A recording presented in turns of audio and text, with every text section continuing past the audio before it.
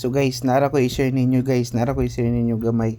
So muning naitabo ron sa akong kanipika sa akong mata. Kay mo lagi ni ang hinungdan sa akong barkada ba. Dayon nagistoryahan ni rami didto.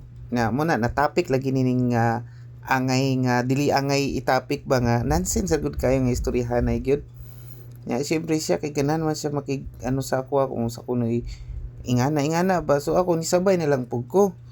So mo ni ang hinungdan kay wala dili siya moto sa ako kay ako abi opinion biya po nako na o wala po koy labot sa iyang iyang opinion. So muna tungod ra ana gay iya kong gisumbag ba, iya kong gisumbag yun as in munang nahitabo sa akong pikas mata o kay grabe ang pagkasumbag niya nako di gyud ako madawat ang iyang gibuhat sa ako at tungod ra ana as in naguba na gyud akong pagkabarkada pag amigway nako sa iya kay grabe kayo siya gyud.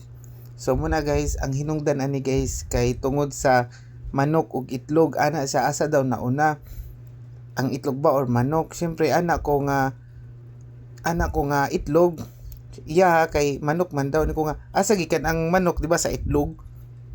So iya kay ana po siya nga asa gikan ang itlog di ba sa manok. So ang nauna gyud ang itlog gyud di ba? Kamo guys, asa man gud nauna guys? Comment ra mo sa comment section.